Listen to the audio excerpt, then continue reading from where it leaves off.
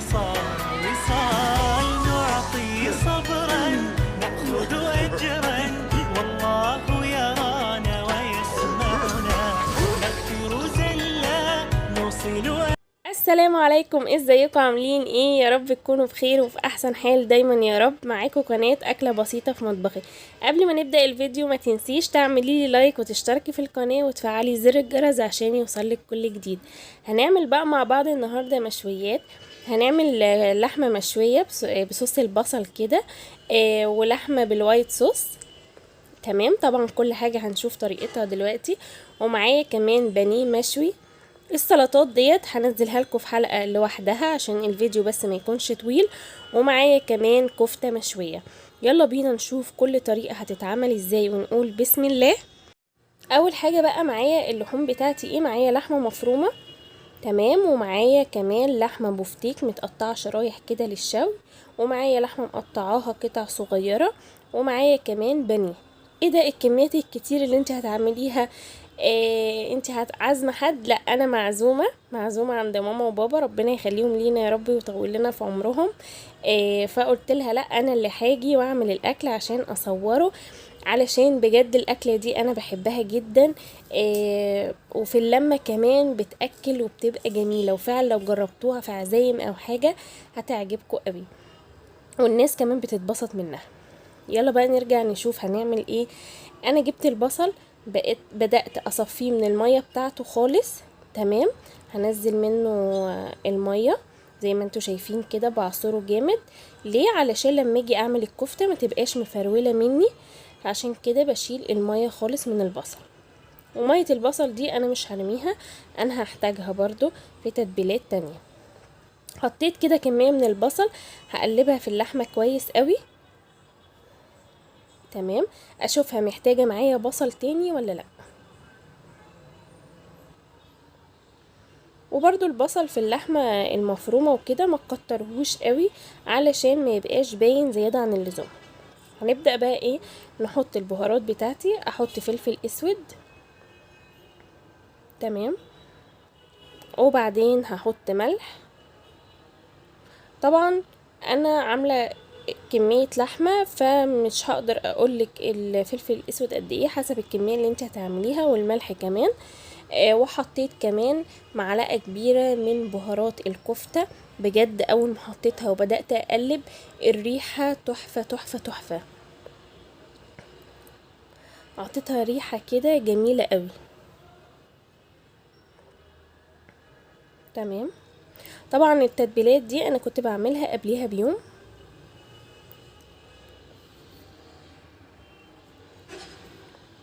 كده خلصت دعك فيها بالبهارات وكده. كان عندنا بقى ليا كده من لية الخروف، بدأنا نبشرها ونحطها كمان على اللحمة.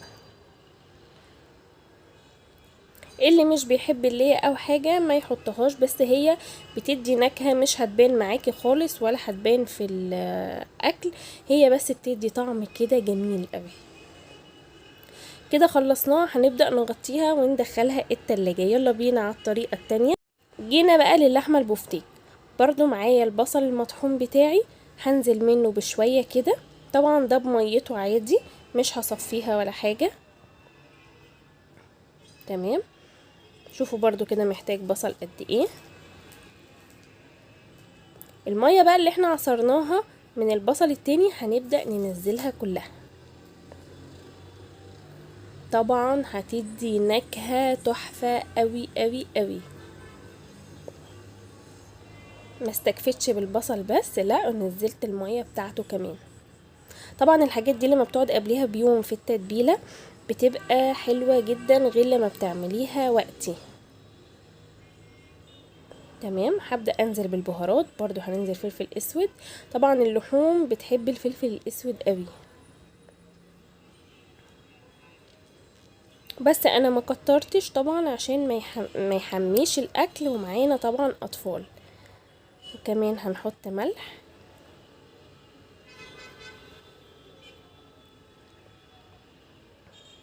وهنحط كمان ايه، رشة من الزعتر.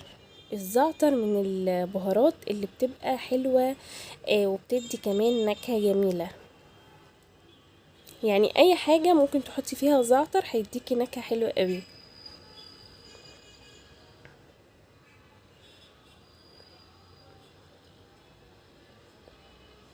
تمام، هقلبها كده برضو كويس. شايفين المية شربت في اللحمة ازاي؟ مش موجودة، فما بالك بقى لما تيجي تعمليها كمان. برضو التانية دي خلصناها، هنغطيها وندخلها التلاجة. اخر حبة بصل معايا هبدأ انزلهم برضو على قطع اللحمة دي هنعملها بصوص الوايت صوص قصدي. تمام، حطينا البصل، هنحط الملح وهنحط كمان الفلفل الاسود. برضو البصل بميته عادي، نفس تتبيلة اللحمة التانية. وهنحط كمان رشة زعتر،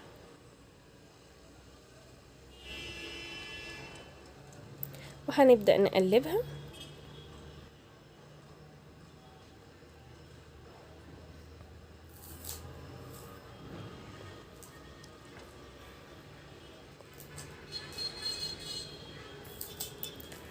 تمام، ونبدأ برضو نشيلها جنب اخواتها في التلاجة.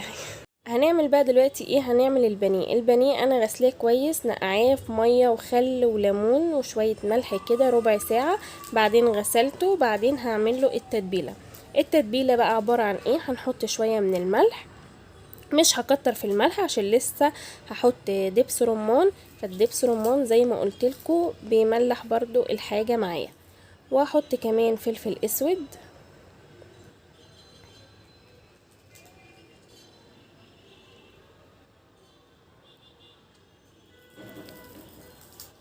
تمام.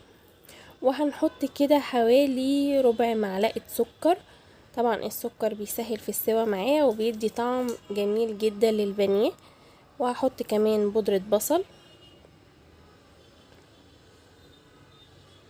وشوية من الزعتر.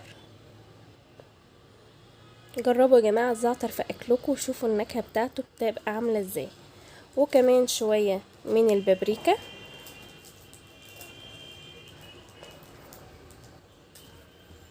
طبعا البانيه اي بهارات عندك بتبدأي تحطيها كلها. وده كمان بودرة ثوم. تمام، اي بهارات موجودة حطي، مش هتقول لا.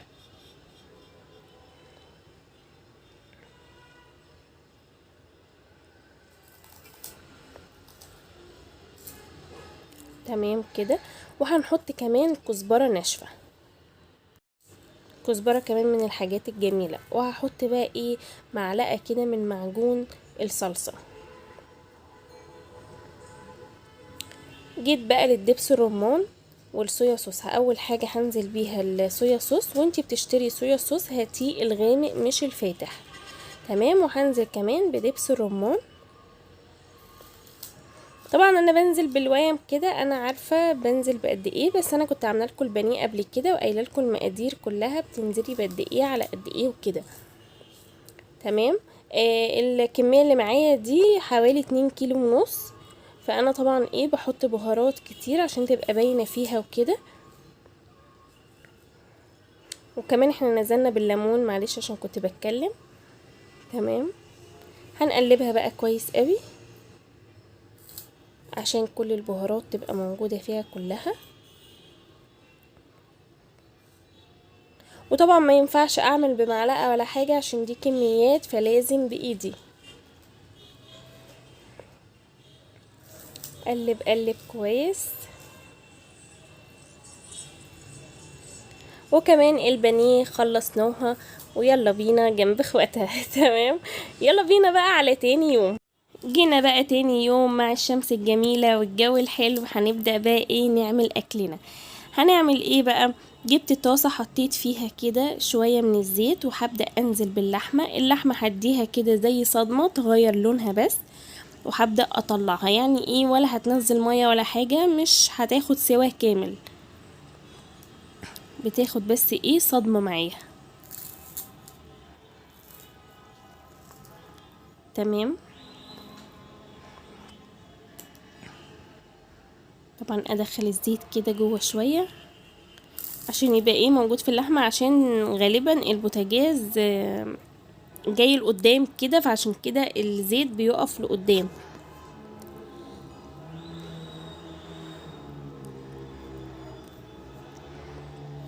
وكده كده الحاجات اللي هي التيفال او الجرانيت او السيراميك لما بتعملي فيهم حاجة بتبقى نسبة الدهون بسيطة، عشان كده كده الحاجة مش بتلزق معاكي يعني. تمام كده. بصوا حطيتها كده في النص عشان هنعمل مع بعض كمان حاجة تانية وهي شغالة. كده بدأت تاخد لون معايا، هبدأ اطلعها. شايفين بتاخد كده لون ايه زي ذهبي كده، تحمر شوية بسيطة، وبنبدأ نطلعها على طول. كل ده على نار عالية طبعا.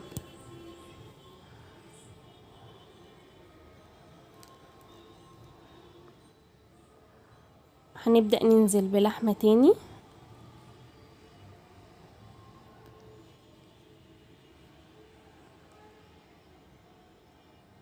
بصوا الطاسة عايزة تجري تجري تمشي.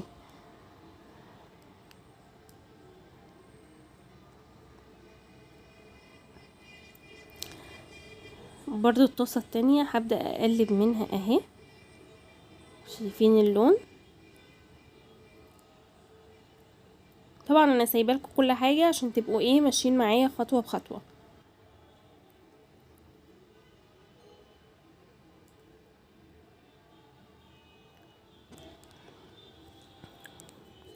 تمام.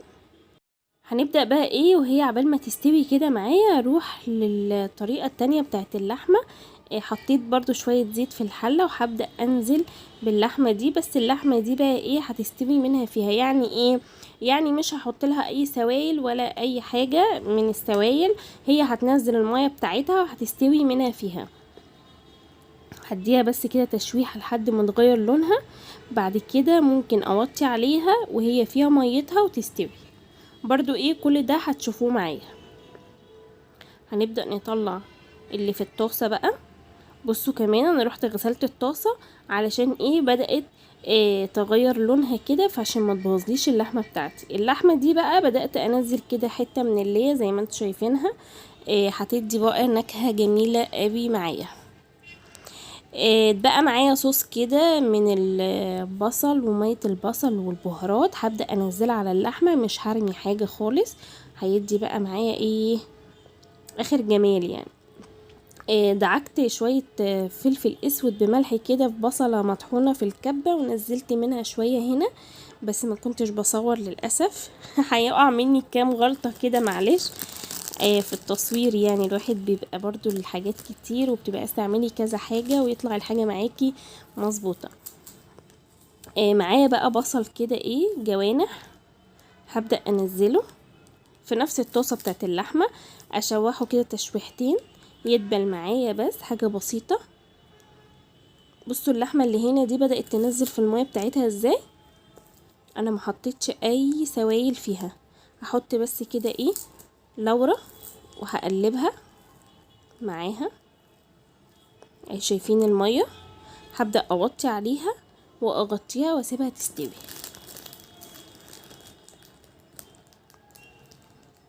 نروح بقى للحمة التانية. البصل بيتشوح معايا، انا مش عايزة اغير له لونه، لا انا عايزة اخليه يدبل بس. هبدأ انزل بقى ايه باللحمة.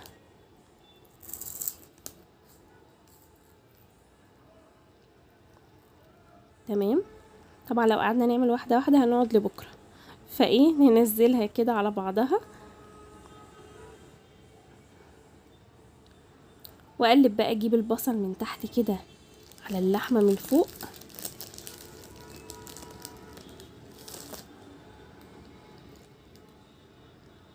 تمام. بس يا قلبي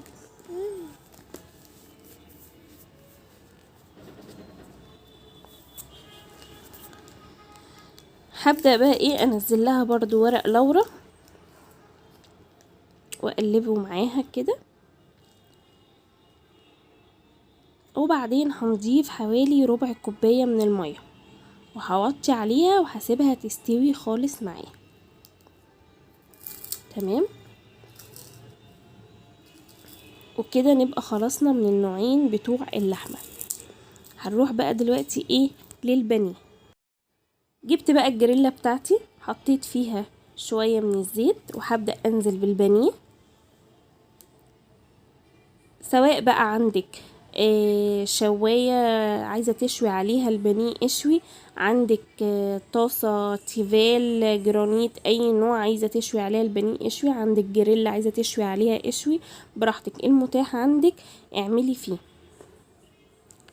تمام، ما تعطليش نفسك يعني في اي حاجة. انا حطيت كده البانيه بدأ يتشوي معايا، بقلبه للناحية التانية. هروح بقى جنبه للكفتة. دي الشواية بالكهرباء بتاعتي، وريتكم زيها قبل كده عندي انا. بقى دلوقتي احنا عند ماما طبعا هنبدأ نشوي عليها الكفتة. تمام، وينفع تشوي عليها برضو البانيه، بس عشان ننجز وقت ونخلص فبنعمل على دي حاجة ودي حاجة وكله بيطلع طعم واحد يعني. بدأت كده اجيب السيخ وحتة من اللحمة وهبدأ اعملها. سواء عندك سيخ كده اعملي فيه، عندك شيش طاووق اعملي عليه برضو. انا وريتكم الشيش طاووق قبل كده وعملناه مع بعض. الشيش طاووق مش بتاخدي واحدة بس، لا بتاخدي 3 عشان الصبع بتاع الكفتة يطلع معاكي حلو ومش رفيع كده وناشف، لا يطلع معاكي تخين كده وكويس. تمام، طبعا الكفتة المشوية انا عملتها معاكم قبل كده برضو، يعني انا برضو مش موريكي كل تفاصيلها عادي، يعني بجري معاكم عشان عملناها قبل كده وهي سهلة ما فيهاش اي حاجة. اهم حاجة وانتي بتتكي عليها تتكي كويس علشان ما تفكش منك.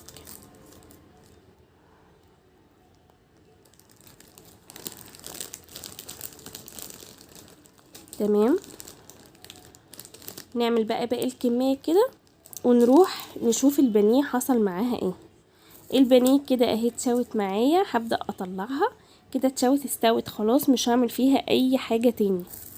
تمام، ويا ريت لما يكون عندك عزومه وعامله مثلا الاكل كذا حاجه حطي في ورق ألمونيوم وغطي بيه علشان يفضل محتفظ بالسخونيه، يبقى مطلعه الحاجه بتاعتك سخنه. يا اما برضو ممكن ترجعيها تسخنيها تاني في الجريلا على اخر وقت كده عشان الاكل يطلع معاكي سخن وحلو.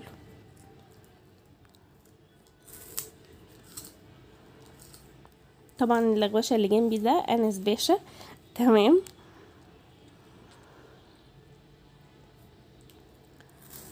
هنبدأ برضو نحط كمية تاني.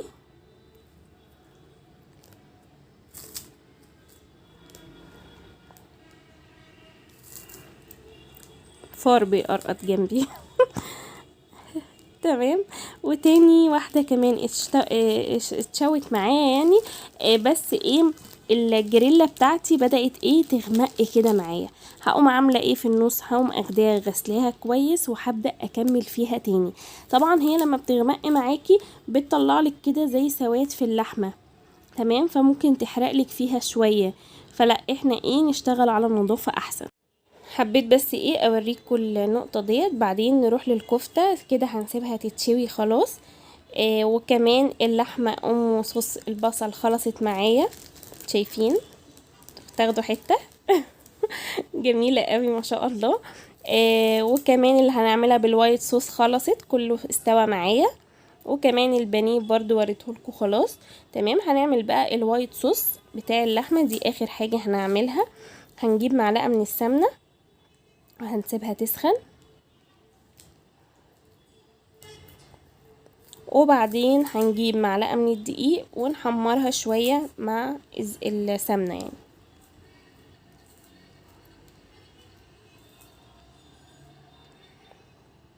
تمام،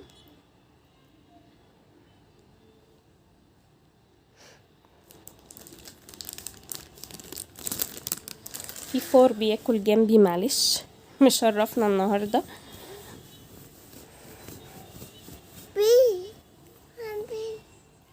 روح برا. بدأ يتحمر معايا. تمام، اول ما يطلع الفقاقيع ديت كده هبدأ انزل باللبن. هنزل شوية شوية من اللبن واشوف انا محتاجة قد ايه.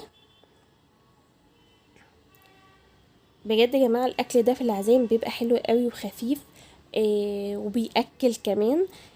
انا بادئه حوالي من الساعه 2 كده ولا حاجه، مخلصه الساعه 4.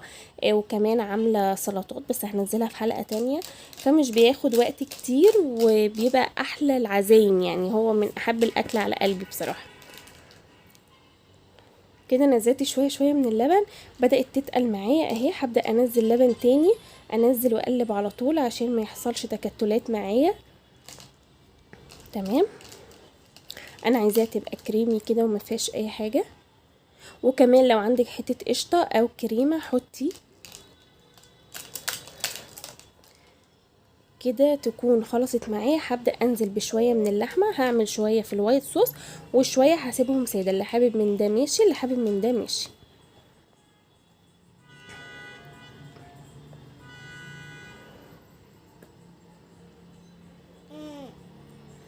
هقلبها كده معاها. حبيتي بقى تقدميها مع عيش تمام في وسط المشويات، حبيتي تعمليها لوحدها مع مكرونه بتبقى برضو تحفه قوي. طبعا المكرونه بتبقى بيضه عشان انت هتاخدي من الوايت صوص بقطع اللحمه كده معاها. دي تبقى اخر حاجه معايا، وهنروح للسفره بتاعتنا ونشوف شكلها زي الاول كده. وريتها لكم في الاول وبرضه هختم لكم بيها. شايفين السفره بتاعتي عامله ازاي؟ طبعا الاطباق الفاضيه دي مش اطباق مش هنحط فيها حاجه، لا تبقى كل واحد قدامه طبق بتاعه وياخد اللي هو عايزه قدامه. تمام، دي اول حاجه اللحمه اللي هي بصوص البصل، ودي كمان اللحمه بالوايت صوص، وده البانيه المشوي. تمام، وكمان الكفتة. طبعا انا كنت بجري علشان هما كانوا بيصلوا وبعد الصلاة على طول هيقعدوا ياكلوا، فما كانش فيه وقت، فعشان كده تلاقوني بنجز بسرعة. ما تنسيش بقى تعملي لي لايك او اشتراك في القناة وتفعلي زر الجرس عشان يوصلك كل جديد.